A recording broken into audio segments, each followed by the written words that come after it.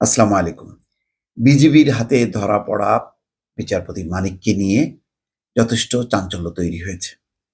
তিনি কিভাবে ধরা পড়লেন? কিভাবে তিনি সীমান্তে গেলেন? তিনি কি সীমান্ত পাড়ি দিয়েছিলেন নাকি দেননি? এই নিয়ে নানান রকম জল্পনা-কল্পনা। এরই মধ্যে আ ফাইনালি তাকে আজকে সিলেটের আদালতে তোলা হচ্ছে। তারপরে তার বিরুদ্ধে দায়ের করা যে মামলাগুলো আছে সেই মামলা উম নিয়ে হয়তো রিমান্ড চাইতে পারে। অথবা নতুন মামলাতেও তাকে রিমান্ডে নিতে পারে পুলিশ। কিন্তু গত রাতের ঘটনাটা কি ছিল? প্রায় মধ্যরাতে যখন নাকি জানাজানি হলো এবং বিভিন্ন টেলিভিশন ব্রেকিং নিউজ দেয়া শুরু করল, বিচারপতি শামসুদ্দিন চৌধুরী মানিক ধরা পড়েছে, তখন বেশ একটা চাঞ্চল্য তৈরি হয় মানুষের মাঝে। বিচারপতি মানিক এত বেশি সমালোচিত ছিলেন, মানে এবং এত বেশি মানুষ ক্ষিপ্ত ছিলেন যে তার এই পরিণতি ব্যাপারে মানুষের তো কোনো আফসোস ছিলই না। বরং একটা কৌতূহল যে তাকে ওই যে কলাপাতায় শুয়ে থাকতে দেখে এবং বিপর্যস্ত অবস্থা দেখে মানুষ আ তখন বেশ এটা তৃপ্তি অনুভব করেছে এই ভেবে যে একটা অহংকার, দম্ভ এবং ক্ষমতার যে একটা তার দাপট বা বাগাড়ম্বর সেটি নষ্ট হতে দেখে মানুষ বেশ তৃপ্তি অনুভব করেছে এবং তারা মনে করছে এটা একটা প্রকৃতির প্রতিশোধ বা আল্লাহ তাআলা মানুষকে কখনো, কখনো দুনিয়াতেই উপযুক্ত শাস্তি দেন তারই হয়তো একটা অংশ। তো পুলিশের কাছে হস্তান্তর হয়েছে এবং সিলেটের আদালতে তোলা হয়েছে। কি ঘটেছিল রাত্রেবেলায়? শুক্রবার স্থানীয়দের সহযোগিতায় সিলেটের কানাইঘাট উপজেলার দনা সীমান্ত এলাকা থেকে তাকে আটক করে বিজিবি সদস্যরা। তিনি কিভাবে গেলেন তা নিয়ে ডেইলি স্টার, মানবজমিন সহ কয়েকটি অনলাইন পত্রিকা বিস্তারিত ছেপেছে। সেখানে যেটি দেখা যাচ্ছে যে বিচারপতি মানিককে আটকের সময় এবং পরবর্তীতে সীমান্তবর্তী বিজিবি ক্যাম্পে অবস্থানের সময় ধারণকৃত কিছু ভিডিও ইতিমধ্যে সামাজিক যোগাযোগ মাধ্যমে ছড়িয়ে পড়েছে। সেখান থেকে কিছু, কিছু বক্তব্য বোঝা যাচ্ছে যে তিনি একবার বলছেন যে, "আমি কি এত কষ্ট করে ভারতে এসেছি বাংলাদেশে যাওয়ার জন্য?" তার মানে তখন তিনি ভারতে। আবার পরে দেখা যাচ্ছে যে তিনি বিজিবির হাতে।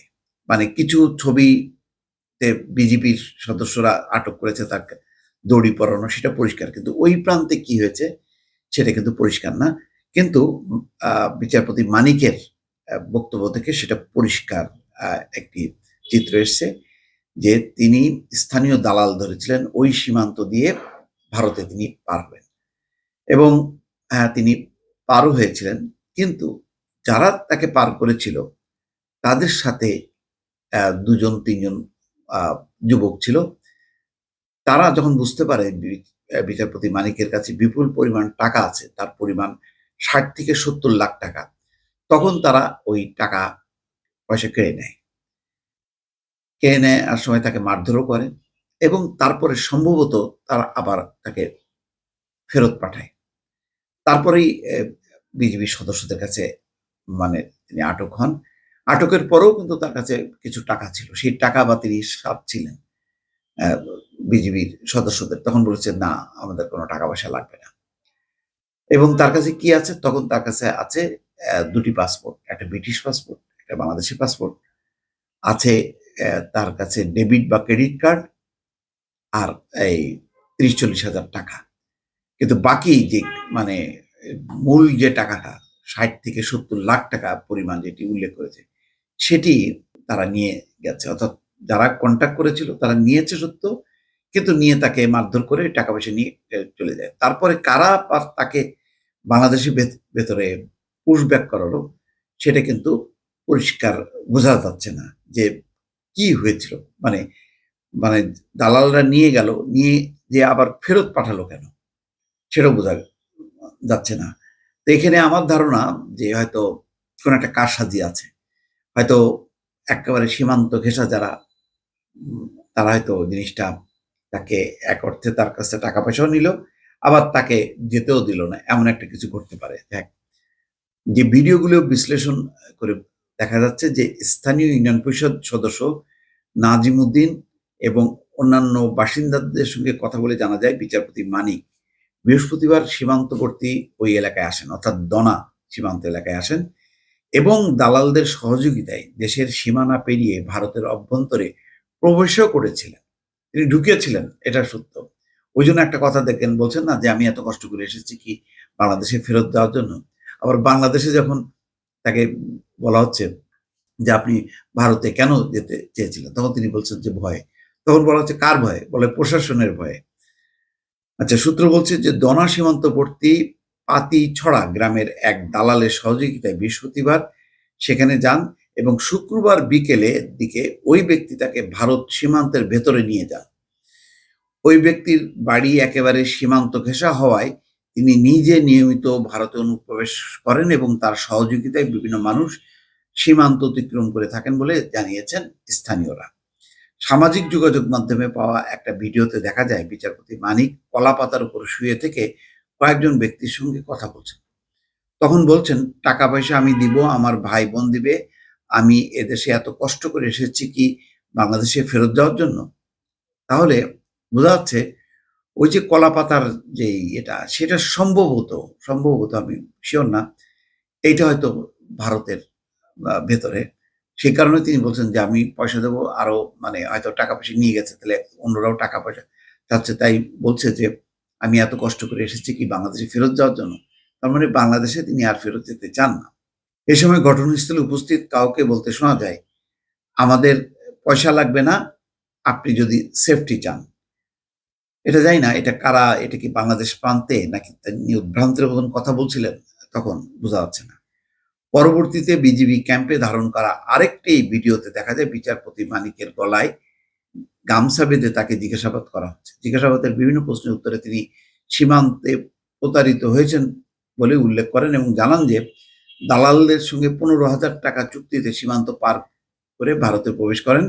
তারা তাকে মারধর করে তার কাছ থেকে ৬০-৭০ লাখ টাকা, মোবাইল ফোন এসব নিয়ে পালিয়ে গেছে। এখন তার কাছে বাংলাদেশি ও ব্রিটিশ পাসপোর্ট, ব্যাংকের ক্রেডিট কার্ড ও কিছু টাকাও আছে। স্থানীয়রা জানিয়েছেন দালালরা তাকে সীমান্ত পার করে দিতে চুক্তি করেছিল। তারা তাকে সীমান্তের ওপারে নিয়ে তার কাছ থেকে থাকা টাকা লুট করে নিয়ে গেছে। আচ্ছা, পরে বিজিবির সহায়তায় তাকে সীমান্তের ভেতরে নিয়ে এলে তাকে আটক করা হয়। তার মানে ওই যে দালালরা তাকে নিয়ে গেছিল, সেই দালালরা আবার তাকে পুশব্যাক করে। আটকের রাতে বর্ডার গার্ড বাংলাদেশের জকিগঞ্জ ব্যাটালিয়নের অধিনায়ক লেফটেন্যান্ট কর্নেল খন্দকার আসাদুন নবী জানান, সীমান্ত হয়ে ভারতে অনুপ্রবেশের সময় তাকে আটক করা হয়। আইনানুগ প্রক্রিয়া শেষে তাকে পুলিশের কাছে হস্তান্তর করা হবে। যাই হোক, ওই সময় দেখেন ওই যারা গলায় গামছা বেঁধে ধরে বলছিলেন যে আপনি না ওই চ্যানেলের দীপ্তি চৌধুরীর সঙ্গে, তখন সাথে সাথে সে আবার বলছে যে না আমি ক্ষমাও চেয়েছি। তারপর বলে আপনি তো টক শোতে খুব এ, বাকি কথাটা শোনা যায়নি। তবে তাকে যে মারধর করা হয়েছে সেটা আবার তিনি জামাটা উঁচু করে দেখাচ্ছিলেন যে তাকে যে মারধর করা হয়েছে। সবচেয়ে বড় কথা হলো যে শেষ সময় একেবারে হাসিনার পতনের শেষ সময়ের দিকে যখন ছাত্র আন্দোলন তুঙ্গে এবং আ আবু সাইদ সহ মারাও গেল, এই আবু সাইদের প্রসঙ্গটা তুলে সে চ্যানেলের সঞ্চালক দীপ্তি চৌধুরীর সঙ্গে যে আচরণ করেছিল, সেই আচরণটা তাকে আবার নতুন করে বিতর্কের মধ্যে পড়ে এবং দীপ্তি চৌধুরীকে সেই টকশোর মধ্যেও তো নানাভাবে তাকে বলেছেন যে আপনি তাদের পক্ষ নিয়ে কথা বলছেন। আর পরে যখন শেষ হলো সেই ভিডিওটাও দেখা যাচ্ছে যে রাজাকারের বাচ্চা বলছেন বলে তিনি চিৎকার করে উঠলেন এবং তখন দীপ্তি চৌধুরী বলল যে আমি মুক্তিযোদ্ধা ঘরের সন্তান, আমাকে রাজাকার বলতে পারেন না। তারপরেও তিনি সে রাজাকারের বাচ্চা বলছিলেন।